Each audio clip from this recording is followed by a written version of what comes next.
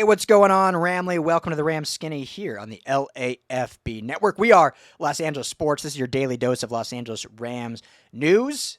Sorry you're stuck with just me today. Skinny T is off. He's got family in town, much deserved off time. Unfortunately, it comes on roster cut day, so a lot of news to get to. So I was trying to keep up on the website with all of our Rams coverage and trackers and all those, but I had to get on here quickly and talk with you about the Rams' final 53-man roster.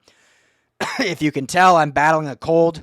It was rough last night and this morning. Feeling a little better, but we'll see. Hopefully, if I can make it through this. I just recorded a USC video right before this one, so I'll be at the tail end of what my vocal cords can take. So I apologize, but bear with me. But I had to get on here because the roster's set. The season's around the corner, and we are ready to rock and roll with our Rams as we head into 2025. The big surprise cut. We'll just start there. Or maybe I'll just go position group by position group. Some of it won't even need to talk about at all, but quickly. So, quarterbacks, Stafford, Jimmy G, Stetson Bennett. No shock. The way Stetson Bennett played in training camp, you couldn't cut him because he was not going to make it through waivers. Some other team would have snatched him up. I still don't believe he's the future of the team, but I certainly believe he can be the future backup of the team. I think he showed enough in training camp to do that. And so you had to keep three at this point, especially with Matthew Stafford's back and what potentially could happen at any point throughout the season. Running backs only kept three here. This is what we both predicted, actually, on our prediction show just last Friday or Thursday. Kyren Williams, Blake Corum, and Jarquez Hunter. I know there's a lot of thought. Obviously, Ronnie Rivers has been the incumbent, and Cody Schrader had a nice camp and obviously a special teams guy. But I think when you look at some of the depth at the other positions, trying to keep four running backs just would have really hamstrung you and had to make some tough cuts. Not that Rivers or Schrader weren't tough cuts, but those guys literally are not going to play other than special teams, whereas some of the other positions, your fourth guy might get some PT during the season. And barring, knock on wood, crazy injuries, none of those other running backs are going to play out of these three. It's going to be the Williams and Corum show, and Jarquez Hunter is going to be your burner here and there when they get him in. So I'm not surprised. How do you guys think? Comment below if you think they should have kept a fourth running back. Wide receivers. I thought some out there thinking they'd keep seven. Again, Skinny and I both thought they'd just keep six here for the exact things I just said. I think when you look at some of the positions, specifically on defense, specifically on the offensive line, you need that extra roster spot. And a seventh receiver, all they're going to give you is special teams. You're never going to play your seventh receiver barring disaster in your wide receiver room due to injuries. So there's really no purpose to having a seventh receiver unless they are like an elite level special teamer return man, which if they're that good, they probably could be utilized in the receiving game as well, which is what Xavier Smith is as wide receiver 6. So Puka Nacua, Davante Adams, Tutu Atwell, no surprise there. Jordan Whittington, Kanata Mumfield, who's had a nice training camp as a rookie, and Xavier Smith, who's really broken out since being back with the Rams this camp. Tight ends, they had to keep 4. A lot of people thought they'd keep 3. Based on Terrence Ferguson being injured, they really had no choice but to keep 4. Tyler Higbee, Colby Parkinson are your 2 starters. Don't care what anyone says.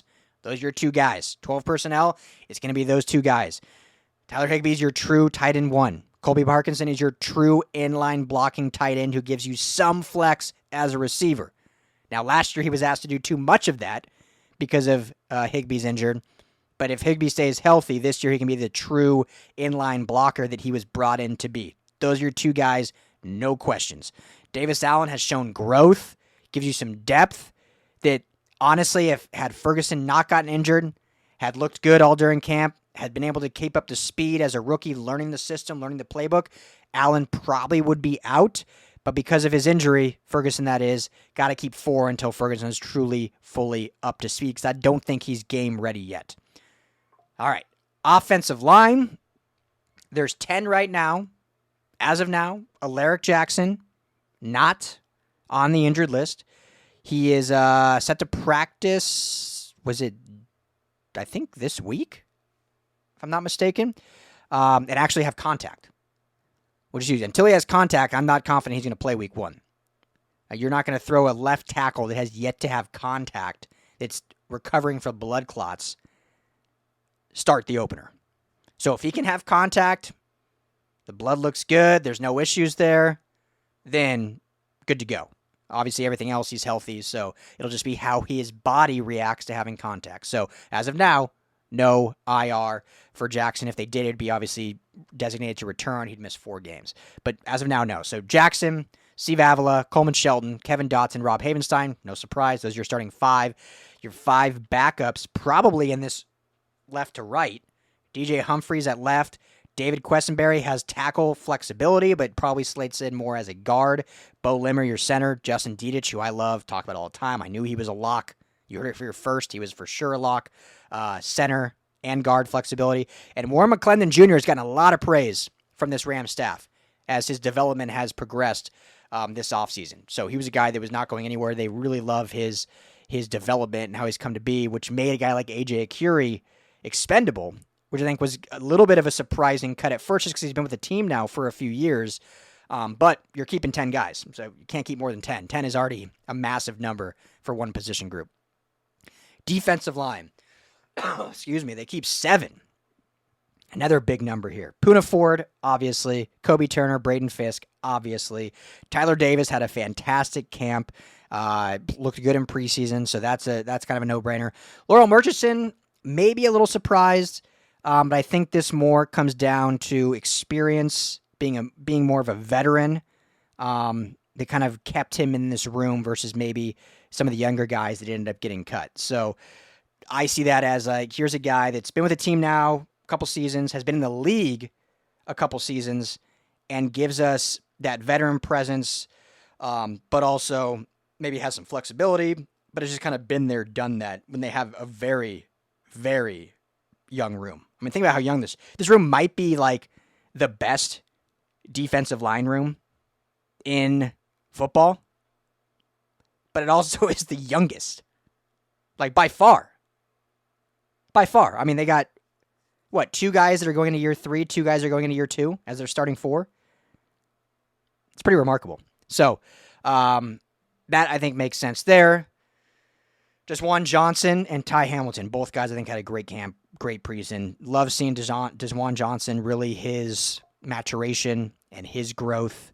I think he's really come a long way and showed out some of those preseason games. I think you saw it on the field. A guy that's really improved some. So I don't think any stunners there either. So keeping 7, big room. Outside linebackers, again, I wouldn't say any stunners. Obviously, not everyone could make it. Brennan Jackson was the odd man out, 2024 draft pick. So only year 2 on his rookie deal. But Jared Verse, Byron Young, those are obvious locks. Josiah Stewart, he was just drafted this year in the 3rd round, so a little higher draft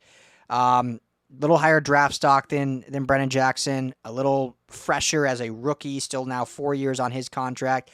And I think Nick Hampton just beat out. It was going to really come down to Nick Hampton and Brennan Jackson. And really, the way me and I think Skinny saw it is you could flip a coin. I mean, I didn't really see one that was night and day above the other. There may be some different fits. Maybe what each does on special teams probably went into this decision-making. But, it's kind of who do you like more from a certain standpoint, I guess you will. So I think they'll definitely want to get Brennan Jackson back on the practice squad if he does clear waivers. Inside linebackers. All right, here is where everyone's mind, I think, melted. So last night, Monday night, it started surfacing around the old X, the old Twitter sphere, that Chris Pooh Paul Jr. was not going to make the roster. Sources on sources on sources on sources. Everyone out there was saying Chris Paul Jr. is going to be cut. The 5th round pick, from this year's draft out of Ole Miss. Now, this was a tough position group. Skinny and I talked about it. Like, do you really keep 4? You're not keeping 5. You can't do that. Can't keep 5. You'd feel better probably about keeping 3. But it seemed like they loved some of the guys in this room that 4 was the number. Nate Landman, Omar Spates are your starters. Unquestioned. Sean Dolak, the UDFA out of Buffalo, turned heads. Fantastic camp.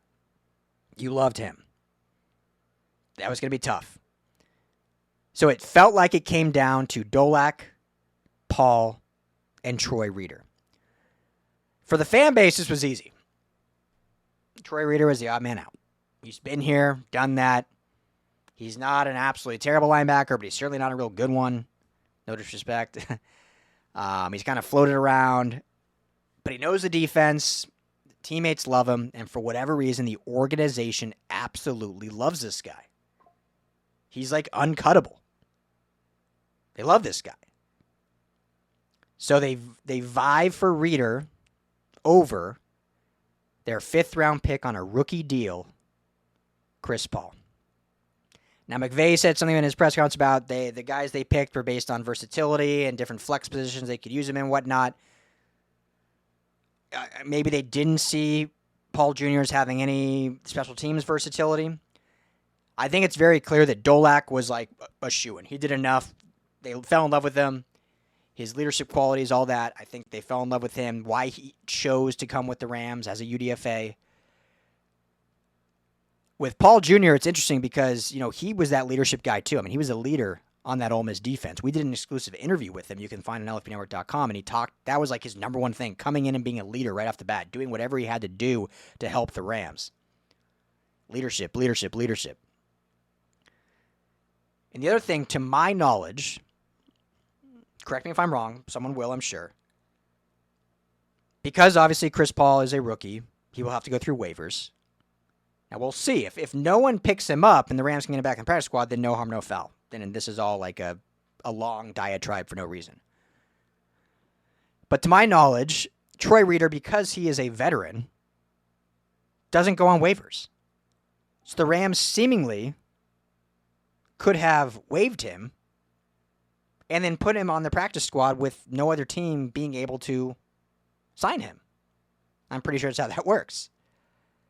So unless it was a respect and mental saying, no, you've been in this league long enough, we don't want to do that to you, to put you on the practice squad just to move you back and forth. Or, and this is the hope, obviously, is they truly see him as a better player. And again, we were at training camp. We saw some flashes from guys, but you don't see everything. It's basically non-contact, the training camps we can see. They call it thud. It's barely even that. So, I mean, it's really hard to evaluate true linebacker position. But for whatever reason, this team loves Reeder. Chris Paul Jr.'s the odd man out. Your guys' thoughts, because that's been the one everyone's been freaking out about. Again, if he ends up clearing waivers and on the Rams practice squad, then kind of, we'll forget about this in a week, because then it won't matter. Cornerbacks, 5 here. I don't think this is a big surprise. Akilla Witherspoon, Darius Williams, Kobe Durant, Emmanuel Forbes, and Josh Wallace. Those back-end DBs, Josh Wallace, Cam Lampkin, some of those other guys, was kind of like, I think they all flashed and showed some good things. Who do you like the most? Josh Wallace is who the Rams pick, and I think he was a good choice there. Safeties, they keep 4. Cam Curl, Cam Kinchins, obviously your 2 starters. Quentin Lake, your kind of do-it-all nickel guy. And then Jalen McCullough, who was the standout last year with, 4 picks? So that group seemed solidified basically before camp even started. That seemed like, from the safeties, I consider Quentin Lake kind of a Derwin James type do-it-all guy. But from a true safety, there were going to be 4 guys. It was going to be these 4. And then obviously Ethan Hunter's your punter, Alex Ward your long snapper, and Joshua Carty your kicker. So there you have it. Any other notable cuts you guys were surprised about? Like I said, I think it was fairly chalk minus the Poole Paul one. My guy, Jamil Muhammad, former USC Trojan, not a surprise. That edge room was deep, robust. He was a UDFA, but he's a guy that would certainly be back on practice squad if he clears waivers. Had that nice strip sack in the last preseason game. Has great leadership qualities. All the stuff that the Rams look for in the type of player that they want. So that's a guy that kind of look for being back on the practice squad. But anyway, my voice is about to give out. I just want to get on here quick, give my thoughts on the roster. Let me know your guys' thoughts. Please comment below. Skinny T and I will be back probably a day or two. Give him some time with his family, and then we'll be back because we are 1 week from the season kicking off. It's a beautiful thing. We've made it. It's been a long off season, and we are here now, finally. So thank you all for hanging out with us. If you want to help support LAFB, I mean the world does, head over to LAFBnetwork.com. Go to subscribe in the menu. You can choose a different option you want. Part of your subscription will be donated every month to help youth sports initiatives right here in Los Angeles. We're actually going to be partnering with some youth sports charities that the Rams and Rams players work with. So once that finalizes, I'll start putting those out so you know exactly what you're donating to, and it's actually affiliated with your Los Angeles Rams. So helps us out. You subscribe, you're going to obviously get all of our content. We'll get some exclusive content and exclusive events that we're going to launch here soon. Plus, 20% is going to go to a good cause and helping youth sports right here in LA. I'm Ryan Doward. Thank you, as always, for hanging out with me. Skinny T, like I said, we'll be back in a couple days, and we'll be back with plenty more Rams talk.